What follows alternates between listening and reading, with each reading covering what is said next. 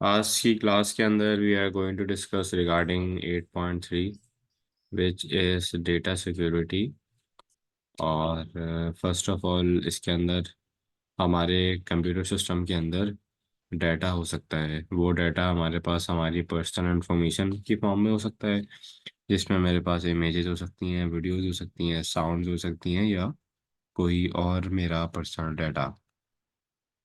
लेकिन उस personal data को मुझे सिक्योर रखने की बहुत ज़्यादा ज़रूरत है, क्योंकि मेरा डाटा जो है वो कॉन्फिडेंशियल भी हो सकता है। लेकिन the point is that confidential means मेरा बैंक डिटेल हो गई, मेरी फैमिली की डाटा हो गया, फैमिली पिक्चर्स हो गई, ये सारा data. The point is that कि जब मैं अपने डाटा को कंप्यूटर में स्टोर करता हूँ और मैं फिर अपने कंप्यूटर को कनेक्ट करता हूँ इंटरनेट के ऊपर, तो जब वो इंटरनेट के ऊपर मेरा कंप्यूटर कनेक्ट होता है, सो दैट मीन्स दैट मेरा जो पीसी है वो एक्सपोज हो जाता है इंटरनेट के ग्लोबल हब से। जब ग्लोबल हब से एक्सपोज हो रहा है, तो अगर मैं कोई भी सॉफ्टवेयर यूज़ कर रहा हूँ जिसमें इंटरनेट की यूटिलाइजेशन से फाइल जो है वो डाउनलोड हो रही है या अपलोड हो रही है, तो इसका मतलब ये है कि मेरे कंप्यूटर के अंदर भी डाटा डाउनलोड हो रहा है। तो कभी कभार गलती से हम अगर किसी सस्पिशियस लिंक के ऊपर चले जाएं या हमारे कंप्यूटर के अंदर वायरस आ जाए इंटरनेट से किसी भी चीज़ को यूज़ करते हुए, so this is the area जहाँ पे मेरा जो पर्सनल डाटा है वो ख़राब हो सकता है। तो हमने डेटा सिक्योरिटी के अंदर ये देखना है कि कौन कौन से ऐसे सिक्योरिटी के रिस्क हैं हमारे डाटा को जो हमारे कंप्यूटर या स्मार्टफोन के अंदर हैं। अब डेटा सिक्योरिटी के अंदर कौन कौन से ऐसे रिस्क हैं जिनसे हमें इम्पैक्ट कर सकता है, जिसमें सबसे पहले मेरे पास हैकिंग है, फिशिंग है, विशिंग है, स्मिशिंग है, फार्मिंग है, वायरसेस है, मेलवेयर्स है और कार्ड फ्रॉड्स है। अभी मैं ये वन बाय वन सारे आपसे डिस्कस करूंगा, लेकिन सबसे पहले तो हमें ये देखना है कि मेरा जो पर्सनल डाटा है वो करप्ट ना हो जाए, वो स्टोल ना हो जाए, किसी और के पास नहीं चला जाए, या कोई उसके साथ इररेलेवेंट या यूजलेस इस टाइप की चीज़ें उसके साथ ना हो, मेरा डाटा ख़राब नहीं हो जाए। तो मुझे इन सारे थ्रेट से बचने की ज़रूरत है। Each security is risk together with its description, possible effects, and risk mitigation will be set as shown. Like for example, these are the name of the security risks, and some of the descriptions of the security risks are associated with that. What can be the possible effects and what can be the methods to improve. I just mean to say कि अभी मैंने data security के अंदर आपको कुछ चीज़ें बताएंगे जिनसे मुझे सेफ होना है, चाहे वो हैकिंग है। अब द पॉइंट इज दैट कि अगर वो हैकिंग है, तो सबसे पहले हमने उसमें ये देखना है कि हैकिंग का मतलब क्या है, उसका सिक्योरिटी रिस्क क्या हो सकता है। फिर मुझे ये देखना है कि उसका इफेक्ट क्या होगा, और फिर मुझे ये देखना है कि मैं इससे सेफ कैसे हो सकता हूँ। तो लेट्स स्टार्ट दिस। सबसे पहले बेटा हम हैकिंग ही डिस्कस करते हैं कि हमारे पास हैकिंग क्या है। और हैकिंग मेरे पास फर्स्ट ऑफ ऑल एक ऐसा एक्ट है जिससे मैं अपने या किसी और के कंप्यूटर पे एक्सेस ले लेना हूँ। This is the act of gaining unauthorised illegal access to a computer system. Like for example, आपका जो कंप्यूटर सिस्टम है वो सिर्फ आपके ही यूज़ के अंदर है, लेकिन अगर इसको कोई और यूज करता है तो वो डेफिनेटली अनऑथराइज्ड होगा, क्योंकि आपको नहीं पता कि वो जो है यूज कर रहा है या नहीं। लेकिन किसी भी के भी कंप्यूटर का उसकी परमिशन से बगैर यूज करना, उसका एक्सेस लेना, उस पर काम करना, this is to be known as unauthorised legal access, that is known as hacking. अब बेटा अगर आपने अनऑथराइज्ड एक्सेस ले लिया, तो आप उससे ये कर सकते हो कि this can lead to identity theft और the misuse of personal information. Misuse of personal information means कि आपने उसकी जो डाटा है आपने वो उसका स्टील कर लिया, वो आपने डाटा चेंज कर दिया, वो डाटा आपका करप्ट हो गया, वो डाटा आपका डिलीट हो गया। तो ये सारे पॉसिबल इम्पैक्ट्स आ सकते हैं हैकिंग के ऊपर। अगर किसी ने आपका एक्सेस गेन कर लिया कंप्यूटर्स, तो वो डाटा खराब कर सकता है, पर्सनल इंफॉर्मेशन स्टील कर सकता है, थिंग्स लाइक दिस। अब इसको मैं सेफ कैसे करूंगा? सबसे पहले तो मैं काम ये कर सकता हूँ कि मैं हैकिंग से बचने के लिए अपने कंप्यूटर सिस्टम के अंदर फायरवॉल इंस्टॉल करूँ। फायरवॉल होता ये है बेटा कि आपके पास वो सिर्फ इनकमिंग इनकमिंग और आउटगोइंग ट्रैफिक को फिल्टर करता है, और आपसे कहता है कि यार वो डाटा जो सिर्फ मेरे काम का है, जैसे कि जो डाटा मेरे काम का है सिर्फ वही मेरे कंप्यूटर में पास हो सकता है। लेकिन सिमिलरली जो डाटा मेरे काम का नहीं है वो क्या हो जाता है, वो उस तरह से रिफ्लेक्ट बैक हो जाता है, जिसके अंदर वायरसेस भी हो सकते हैं, इस टाइप की चीज़ें, तो मेरे कंप्यूटर से सिर्फ वही पास होता है। तो firewall is basically an example to filter out your useful data only, जो मेरे डाटा को वायरसेस से बचा सकता है।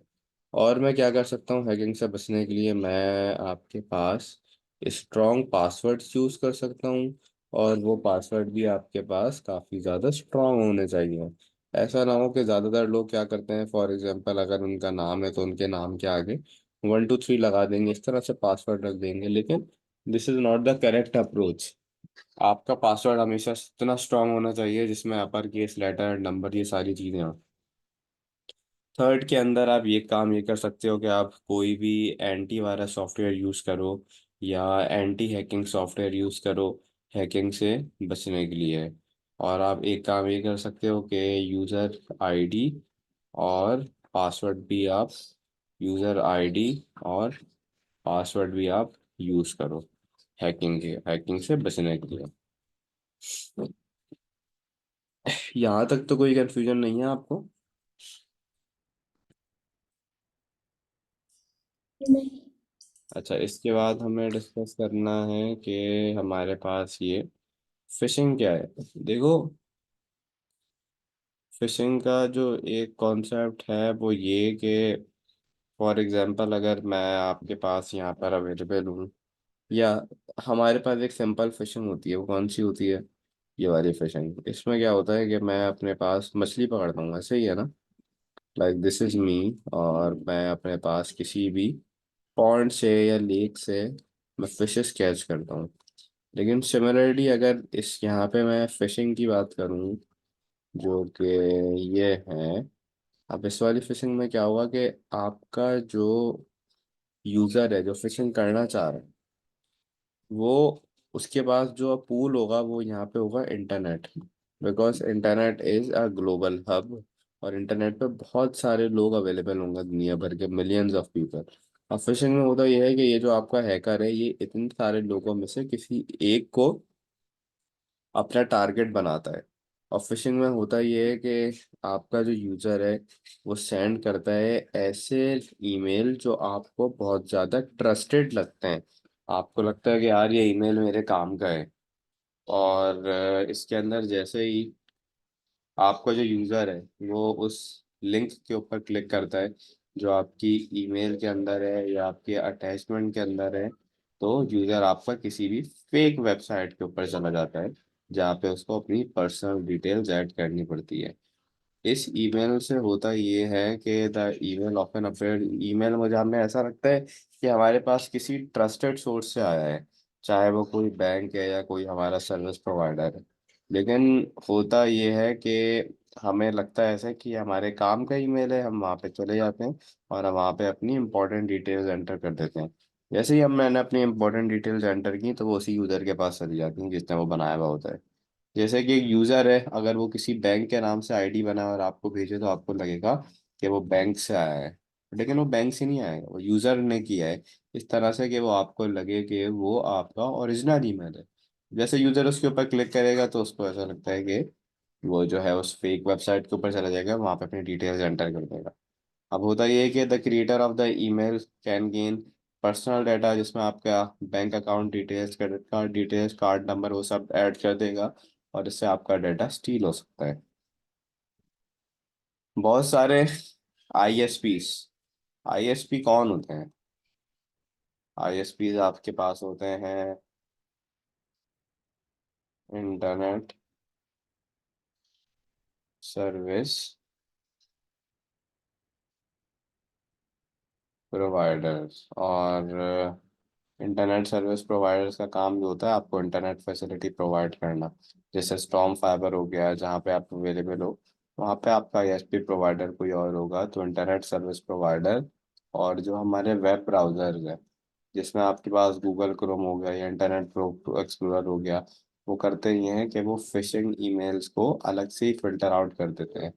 तो यूज़र को ध्यान रखना चाहिए कि किसी भी ऐसे फिल्टर पे क्लिक ना करे, और यूज़र हमारा किसी भी ऐसी अटैचमेंट के ऊपर क्लिक ना करे जो सस्पिशियस हो। We should only be open emails from the trusted source. Spam के ईमेल्स भी नहीं ओपन करने चाहिए। हमारे पास यहाँ पे एक और वर्ड यूज होगा बार बार इस चैप्टर के अंदर, जिसको मैं कहता हूँ मैलिशियस। अब मैलिशियस का मतलब ये है कि बेटा आपके पास अगर आपका डाटा डिलीट हो गया, आपके साथ कोई फ्रॉड हो गया, आपके साथ कोई आइडेंटिटी थेफ्ट हो गया, मतलब कोई और आपकी पर्सनैलिटी बनना चाह रहा है, या आपका कोई भी पर्सनल डाटा जो है वो सेल हो रहा है, तो ये सारी एग्जांपल्स हैं फिशिंग अटैक की। This is when a user is sent an email saying that they have ordered an item from an online store, लेकिन यूजर ने ऑर्डर ही नहीं किया हुआ होता। so they will be asked to click on a link to see the order details। User उसकी details देखेगा, जैसे ही वो लिंक के ऊपर क्लिक करेगा तो वो उसको एक ऐसे वेबसाइट पे ले जाएगा जहाँ पे उसका प्रोडक्ट कोड आ रहा होगा किसी बहुत बड़ी कंपनी से, और एक मैसेज आएगा कि अगर ये ऑर्डर आपका नहीं है तो आप ये फॉर्म फिल कर दें, ताकि आपका जो ऑर्डर है वो अगले 24 घंटे में आपका जो है वो कैंसिल हो जाए। अब होता ये है कि उस फॉर्म के अंदर आपकी इंपॉर्टेंट डिटेल्स ऐड करनी होती है, जिसमें आपका क्रेडिट कार्ड नंबर है, आपका एड्रेस है, और काफ़ी सारी इंपॉर्टेंट चीज़ें। जैसे यूज़र उसके ऊपर क्लिक करता है तो वो इसका टारगेट बन जाता है। तो हमें ख्याल रखना चाहिए, हमें इस तरीके की ईमेल्स को ओपन नहीं करना चाहिए। ठीक है, दिस इज योर फिशिंग।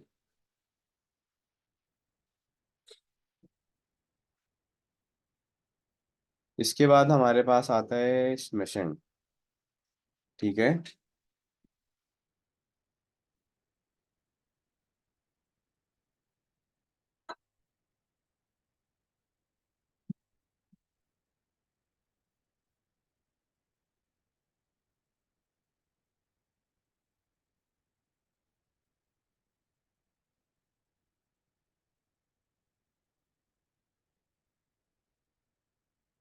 अब बेटा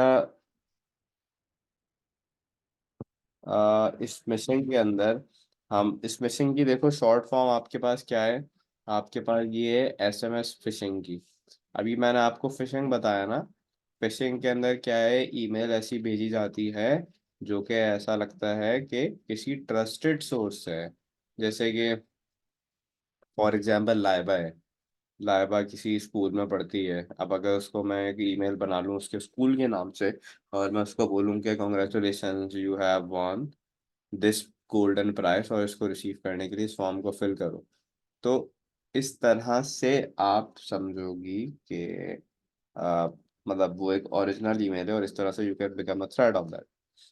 हमारे पास फिशिंग क्या है बेटा, this is the short for SMS phishing, और ये करता ये है that it uses SMS system of mobile phones to send out fake messages.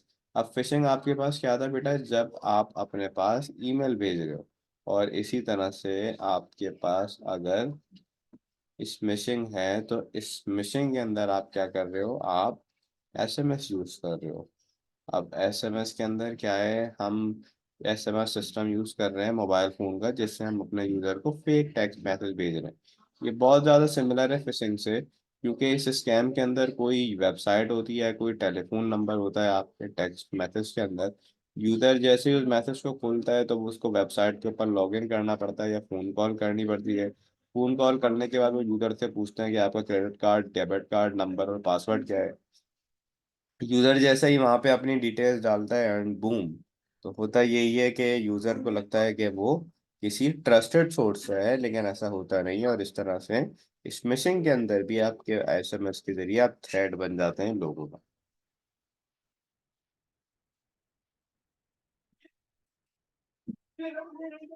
इसके बाद मेरे पास है बेटा विशिंग। और देखो अभी तक मैंने आपको पढ़ा दिया कि फिशिंग क्या है, फिशिंग के बाद मैंने आपको पढ़ा दिया कि स्मिशिंग क्या है, और इस मशीन के बाद अब मैं आपको पढ़ा रहा हूँ कि आपके पास विशिंग क्या है। बेटा देखो, विशिंग को हम कहते हैं वॉइस मेल फिशिंग भी। फिशिंग को हम कहते हैं वॉइस मेल फिशिंग भी। और ये आपके पास एक और एग्जांपल है किसकी, फिशिंग की। अब इसमें होता यह है कि आपका यूज़र जो है वो वॉइस मैसेज भेजता है यूज़र को बताने के लिए कि आपका जो ये मैसेज है। अब फिशिंग से होता है वो ये कि मैं वो मैसेज सुनता हूँ, जैसे कि व्हाट्सएप पे हो गया या ईमेल हो गया, कि कोई भी ऐसी वॉइस आ गई जिससे हमें लगता है कि हम जो है मतलब वो हमें अट्रैक्ट करती है वो ऑफर, हम उसके पास जाते हैं, हम अपनी डिटेल्स एंटर करते हैं और बूम, अगेन हम एक उसका जो है विक्टिम बन जाते हैं। तो आपके पास फिशिंग है तो वो फेक ईमेल है, स्मिशिंग है तो एसएमएस है, और विशिंग है तो वॉइस ईमेल है। प्रोसेस सेम है बेटा। इसके बाद मैं आपसे डिस्कस करूंगा कि मेरे पास ये फार्मिंग क्या होती है। अब देखो, हमारे पास फार्मिंग वो क्राइटेरिया होता है, तुमने जैसे सुना होगा फार्मिंग की। अगर मैं इसका एग्जांपल दूं तो आपने ये वाली फार्मिंग तो सुनी होगी ना।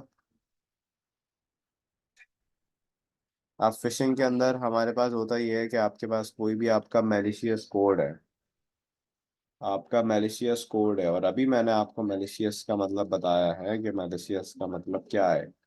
वो किसी भी यूजर के कंप्यूटर के ऊपर इंस्टॉल हो जाता है और यूजर को पता भी नहीं चलता, और फिर यूजर किस पे चला जाता है, रिडायरेक्ट हो जाता है फेक वेबसाइट्स के ऊपर। जब वो फेक वेबसाइट्स के ऊपर चला जाता है और यूजर को पता भी नहीं होता, तो यूजर क्या करता है, फिर उस वेबसाइट के ऊपर मजबूर हो जाता है अपनी इंपॉर्टेंट इन्फॉर्मेशन ऐड करने के लिए, जिसमें डेबिट क्रेडिट कार्ड डिटेल्स हो गए, या फेक वेबसाइट उससे उसकी इन्फॉर्मेशन ले लेती है। वो fake websites, it feels like के वो बहुत ट्रस्टेड सोर्स है, जबकि वो हैकर्स ने बनाई हुई होती है। तो इस तरह फार्मिंग से भी आपका जो डाटा है वो आपका लीक हो सकता है। इससे बेटा सेफ कैसे हो सकते हैं, सेफ हम ऐसे हो सकते हैं कि हम अपने कंप्यूटर के अंदर इंस्टॉल करें एंटी स्पाईवेयर सॉफ्टवेयर, जिनसे हम अपने सॉफ्टवेयर से, हम अपने यूज से बच सकेंगे इन टाइप्स के अटैक से। और हमें हमें जो है अगर हम इस तरीके की वेबसाइट्स पे रिडायरेक्ट भी हो रहे हैं, so we should think of that. और हमेशा से we should always open websites that are trusted, और उन वेबसाइट्स के साथ हमेशा से HTTPS लगा होना चाहिए, because HTTPS means hyper text transfer protocol secured. इससे होता ये है कि इस तरह से लॉक का साइन आता है, पैडलॉक साइन उसको कहते हैं, इस तरीके से आपके वेबसाइट के स्टार्टिंग के अंदर। इसका मतलब है कि आपकी वेबसाइट जो है वो ट्रस्टेड है।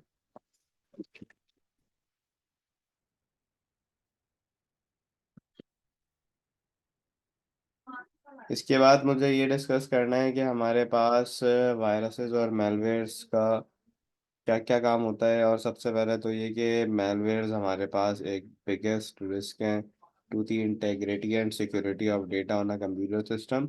बहुत सारे सॉफ्टवेयर एंटीवायरस को यूज़ कर सकते हैं, जिससे वो वायरसेस को आइडेंटिफाई कर सकते हैं और रिमूव कर सकते हैं। और मेलवेयर की काफ़ी सारी एग्जांपल्स है, इसमें से एक आपके पास है वायरसेस हो गया, रैनसमवेयर हो गया, एडवेयर हो गया, कीलॉगर्स हो गए, ट्रोजन हॉर्स हो गए, वर्म्स हो गए। ये सारी एग्जांपल्स आपके पास बेटा मेलवेयर की है। मेलवेयर खुद एक वायरस है। अब सबसे पहले तो हम ये देखते हैं कि वायरस क्या होता है। आपने कोरोना वायरस के बारे में भी सुना होगा। उसमें हमारे पास क्या होता था, कोविड के अंदर के फॉर एग्जांपल अगर एक पर्सन जो है इन्फेक्टेड है, तो उसी से क्या होता था, बाकी भी सारे इन्फेक्ट हो जाते थे। मतलब एक वायरस से और भी लोग खुद ब खुद जो है वो इन्फेक्ट होते जा रहे थे, एक से दो, दो से चार, चार से आठ, लाइक दिस। तो एक डेफिनेशन देखो वायरस की वो सेम है, वो ये कि वायरस ऐसे प्रोग्राम्स और कोड्स हैं जो अपने आप की कॉपीज बनाते हैं, अपने आप को रेप्लिकेट करते हैं। और उनका इंटेंशन ये होता है कि कंप्यूटर की फाइल्स को डिलीट कर दें, या कंप्यूटर्स के अंदर कोई मेल फंक्शन हो, कोई भी फाइल उसकी डिलीट कर दें, हार्डवेयर के साथ फॉल्ट करा दें, उसकी चीज़ें उड़ा दें। तो वायरसेस के अंदर हमेशा से एक एक्टिव होस्ट होता है। एक्टिव होस्ट कौन होता है, वो जो आपके टारगेट कंप्यूटर को जो आपका इन्फेक्ट कर रहा है, वायरस को हमेशा से चाहिए एक एक्टिव होस्ट आपने टारगेट कंप्यूटर के ऊपर, और an operating system that has already been affected. तो वायरस के बारे में अगर मैं डिस्कस करूं तो वायरस आपके पास एक डेफिनेटली एक ऐसा प्रोग्राम तो है जो अपने आप को कॉपी करता है with the intention of deleting or corrupting files on a computer, और it causes the computer to malfunction। Virus से होता क्या है कि आपका कंप्यूटर क्रैश हो सकता है, आपका कंप्यूटर चलना बंद हो सकता है, आपकी सॉफ्टवेयर्स की फाइल्स डिलीट हो सकती हैं, आपका कंप्यूटर करप्ट हो सकता है। इसका सॉल्यूशन क्या है बेटा, आप अपने कंप्यूटर के अंदर एंटीवायरस सॉफ्टवेयर इंस्टॉल करो, आप उसको अपडेट करो रेगुलरली, आप कोई भी सॉफ्टवेयर अननोन सोर्स से नहीं डाउनलोड करो, और आप ईमेल्स भी बेटा, हर स्पैम ईमेल्स या वो ईमेल जो ट्रस्टेड नहीं है आप ओपन ना करो। वायरसेस को ईमेल से भी भेजा जा सकता है या इन्फेक्टेड वेबसाइट्स के ऊपर से भी।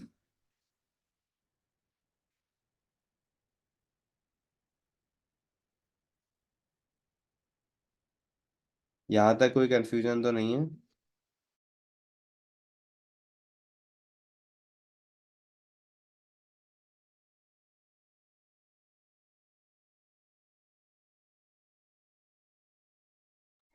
इसके बाद हमें डिस्कस करना है कि हमारे पास बेटा वॉर्म्स क्या होते हैं, और वॉर्म्स आपके पास एक और टाइप है जो आपके पास वायरसेस की एग्जांपल है।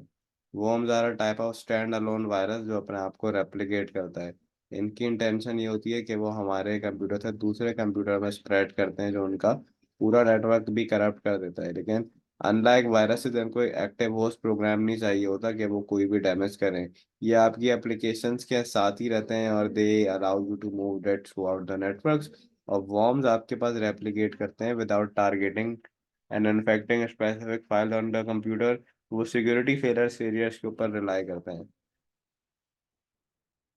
Worms frequently arrive as message attachments and only one user opening a worm infested email could end up infecting the whole network। एक worm से पूरा नेटवर्क भी खराब हो सकता है। और जैसे जैसे वायरसेस हमें सेफ गार्ड करते हैं, as with viruses the same safeguard should be employed together with running of an updated antivirus software system। इसकी से बचने के लिए we should install an updated antivirus software। इसके बाद हमें हमारे पास बेटा ट्रोजन हॉर्सेस होते हैं। ट्रोजन हॉर्सेस क्या होते हैं अब ये देख लेते हैं। ट्रोजन हॉर्सेस भी आपके पास एक सॉफ्ट वायरस है, एक मैलिशियस प्रोग्राम है जो डिस्गाइज्ड आप हो जाता है। मतलब हमारे हमें लगता है कि हमारा बहुत काम का सॉफ्टवेयर है, लेकिन उसके अंदर मैलिशियस इंस्ट्रक्शंस होती हैं।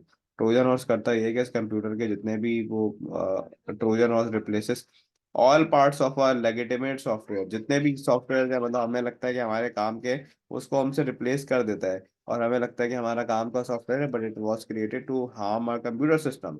वो एग्जीक्यूट होते हैं आपके यूजर से, क्योंकि यूजर को लगता है हमारे काम का सॉफ्टवेयर है। And therefore usually arrive as an email attachment से अराइव हो सकता है या डाउनलोड हो सकता है किसी भी ऐसी वेबसाइट से। For example they could be transmitted by a fake antivirus program that pops on the user screen claiming that computer is infected and action needs to be taken. तो जैसे ही आप किसी भी यूजर के कंप्यूटर पर install होता है Trojan horse जो है वो आपका सारी इंपॉर्टेंट इन्फॉर्मेशन ले सकते हैं, आईपी एड्रेस ले सकते हैं, पासवर्ड ले सकते हैं, पर्सनल डेटा ले सकते हैं। हमारे पास स्पाईवेयर्स भी होते हैं। स्पाईवेयर्स में की लॉगिंग सॉफ्टवेयर आते हैं जो अभी हम आगे डिस्कस करेंगे।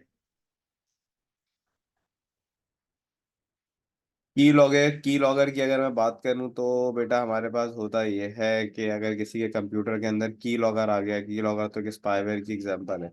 अब कीवेयर क्या करेगा, आप अपने कंप्यूटर के अंदर जो भी प्रोसेस कर रहे हो या जो भी काम आप लोग कर रहे हो, अपने कीबोर्ड की हेल्प से, माउस की हेल्प से जिस जगह पे क्लिक कर रहे हो, जो चीज टाइप कर रहे हो, सारी चीजें एक एक चीज जो है वो आपकी रिकॉर्ड हो जाएगी एक फाइल के अंदर, जो ऑटोमेटिकली आपका जो भी रिस्पॉन्सिबल है बंदा उसको हैकर, उसको ईमेल कर दी जाएगी। ये प्राइमरीली डिजाइन होता है किसी भी चीज को मॉनिटर करने के लिए, कैप्चर करने के लिए, वेब ब्राउजिंग की एक्टिविटीज या पर्सनल डाटा। फॉर एग्जांपल किसी के कंप्यूटर पे की लॉगर लग गया, वो अपने बैंक के अकाउंट पे लॉगिन हुआ तो उसका bank account number, password, credit card, debit card, उसके पासवर्ड सब चलेगा, क्योंकि की लॉगर का काम ये है कि वो एक कंप्यूटर को मॉनिटर करता रहता है, देखता रहता है कि यार ये बंदा क्या कर रहा है क्या नहीं कर रहा। स्क्रीन रिकॉर्डिंग भी कर सकता है।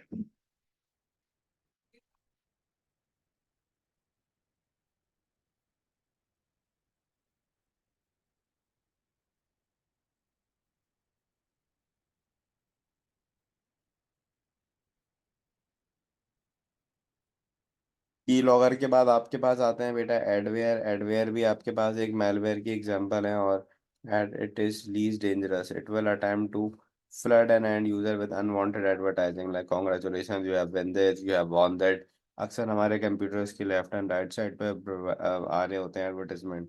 तो ये करते ही है कि ये इतनी सारी एडवर्टाइजमेंट होती है जो यूज़र को रिडायरेक्ट कर देती है फेक वेबसाइट से जो कंटेन करते हैं promotional advertising messages. They are in the form of popups as well. और एडवेयर करते ही है कि it highlights weakness in a user security defence system. It is hard to remove as well, क्योंकि ज़्यादातर सॉफ्टवेयर कर नहीं पाते और ये हाईजैक कर देते हैं ब्राउजर को। इसके बाद हमारे पास है रैनसमवेयर। और रैनसमवेयर के अंदर होता ये है कि अगर ये किसी कंप्यूटर के अंदर इंस्टॉल हो जाए तो उसके जितने भी प्रोग्राम्स हैं वो सारे के सारे इनक्रिप्ट हो जाते हैं। फिर जो है जिसने रैनसमवेयर इंस्टॉल किया होता है वो यूज़र को मैसेज करता है कि अगर तुम्हें तुम्हारा डेटा वापस चाहिए तो आप हमें इतने पैसे दे दो। रैनसम नाम है इसका, क्योंकि वो इनक्रिप्ट हो जाता है एक ऐसी फॉर्म के अंदर। तो रैनसमवेयर में definitely works as a program that encrypts data on a user computer and hold the data hostage. Cyber criminal just waits until the ransom money is paid. The description key then sent to the user. It has caused considerable damage to some companies and individuals as well. आप खुद सोचो कि अगर आप अपने computer के ऊपर log in हो और आपके पास सिर्फ एक मैसेज आए कि आपका सारा डेटा जो है वो जा चुका है and you need to pay for that sum of money if you want to have it back, so this is a ransomware. यहाँ पे आपके पास शॉर्ट एग्जांपल्स लिखी हुई हैं, मैंने वैसे तो समझा दिया है, एक दफ़ा और रिपीट कर देता हूँ कि अगर आपके पास वायरसेस है तो ये सब मैंने पढ़ा भी दिया है। वायरस, वॉर्म, ट्रोजन और स्पाईवेयर, एडवेयर, रैनसमवेयर। वायरस के अंदर होता ये है कि वो अपने आप को रेप्लिकेट करता है, कॉपी करता है। उसकी इंटेंशन ये होती है कि आपका डाटा डिलीट हो जाए या करप्ट हो जाए या आपके कंप्यूटर को आपका कंप्यूटर चल नहीं सके। वॉर्म का काम ये होता है कि वो एक स्टैंड अलोन वायरस होता है, वो अपने आप को रेप्लिकेट करता है with the intention of spreading to the computers. ये ज़्यादातर नेटवर्क्स के अंदर यूज होता है जिनकी सिक्योरिटी वीक होती है। ट्रोजन हॉर्स का काम ये होता है कि वो अपने आप को दिखाता है कि वो एक काम का सॉफ्टवेयर है, और फिर जैसे उसके ऊपर यूजर क्लिक करता है तो उसके कंप्यूटर को नुकसान पहुंच सकता है। स्पाईवेयर ये होता है बेटा, वो आपके कंप्यूटर की सारी इंफॉर्मेशन को मॉनिटर करता रहता है कि यूजर कहाँ जा रहा है, क्या कर रहा है, कौन सा सॉफ्टवेयर यूज कर रहा है, कहाँ पे क्लिक कर रहा है। क्लिकिंग की बात होती है तो वो की लॉगिंग सॉफ्टवेयर की बात हो जाती है। एडवेयर की अगर मैं बात करूं तो एडवेयर करता है ये कि यूजर को अनवांटेड एडवर्टाइजिंग से फ्लड कर देता है फॉर्म ऑन दी पॉपअप। तो यूजर आपका जैसे वेब ब्राउजर के ऊपर आता है तो वो फेक वेबसाइट के ऊपर रिडायरेक्ट हो जाता है, जिसको उसकी इन्फॉर्मेशन अगर वो ऐड करता है तो फिर से उसको नुकसान बढ़ सकता है। रैनसमवेयर अभी बताया कि आपका जो प्रोग्राम है वो इनक्रिप्ट कर देगा डाटा को यूजर के कंप्यूटर के ऊपर, और हमें ज़रूरत होगी एक डिक्रिप्शन की जिससे जब मैं यूपी में पैसे दूंगा तो फिर वो डिक्रिप्शन की देगा। हमारे पास बेटा इससे रिलेटेड जो है वो कार्ड्स का फ्रॉड भी हो सकता है। कार्ड्स का फ्रॉड ये होता है कि मैं अपने डाटा का इलीगल यूजेस करता हूँ किसी भी क्रेडिट कार्ड से या डेबिट कार्ड से, तो वो आपके पास कार्ड फ्रॉड्स पे आ जाता है। या आपके पास हो सकता है कि अगर आप कार्ड की कॉपी बना दो, अगर आप की लॉगिंग सॉफ्टवेयर यूज कर लो तो आपका जो एटीएम की डिटेल्स हैं वो आपके पास यहाँ पे रिसीव हो जाएंगी। कार्ड फ्रॉड के अंदर shoulder surfing when using the cards on any device that requires a keyboard entry. For example, आप एटीएम पे अपना कार्ड यूज कर रहे हो, पॉइंट ऑफ सेल पे यूज कर रहे हो, और कोई भी क्रिमिनल जो है वो आपकी इंपॉर्टेंट डिटेल्स देख ले, आपका कार्ड देख ले, सो this is shoulder surfing. Shoulder surfing होता है that it is a form of a data theft. Data theft कैसे होता है, क्रिमिनल जो है आपकी पर्सनल इन्फॉर्मेशन ले लेता है। जब आप कोई भी एटीएम से कैश निकाल रहे हो, आपके पीछे खड़ा हुआ हो सकता है, आपका एटीएम का कार्ड देख सकता है, पिन देख सकता है, और उसके बाद वो फिर उसको यूज कर सकता है फर्दर।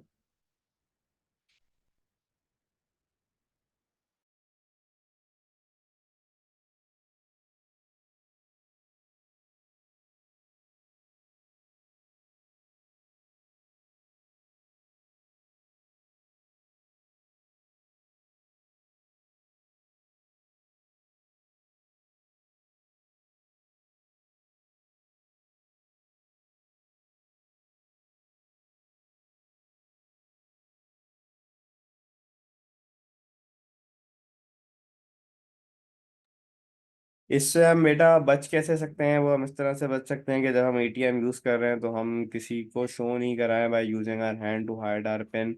और जब हम मोबाइल यूज कर रहे हैं तो हम अपना डाटा पब्लिक प्लेसेस में यूज ना करें ताकि कोई हमारी इंपॉर्टेंट इन्फॉर्मेशन मोबाइल से ना देख ले। या हम किसी पब्लिक प्लेस के अंदर हैं तो वी शुड मेक श्योर कि हमारे पास कोई ऐसा सिक्योरिटी कैमरा ना हो जो हमारा पासवर्ड रिकॉर्ड कर ले। अच्छा, कार्ड क्लोनिंग क्या होती है? क्लोनिंग का तो आप मतलब समझती होंगी कि क्लोन मीन्स कि मैं किसी भी चीज़ को कॉपी करना है। तो कार्ड क्लोनिंग मेरे पास जब यूज होती है जब मैं अपने किसी भी क्रेडिट कार्ड की कॉपी बना लूँ या डेबिट कार्ड बना लूँ जो मैग्नेटिक स्ट्रिप यूज करता है। इसमें क्या होता है, डेटा कैप्चर डिवाइस होता है जो आपके क्रिमिनल को रिकॉर्ड करा देगा कि आपका एटीएम कैसा था कार्ड क्लोनिंग। की लॉगिंग बेटा, मैंने आपको बताया की लॉगिंग के अंदर आपकी जो है वो कीबोर्ड के जो बटन है उनको रिकॉर्ड किया जाता है। यहाँ पे हमारा एक टॉपिक कंप्लीट हो गया है। इसके बाद हमारा दूसरा टॉपिक है, दैट इज 8.3.2।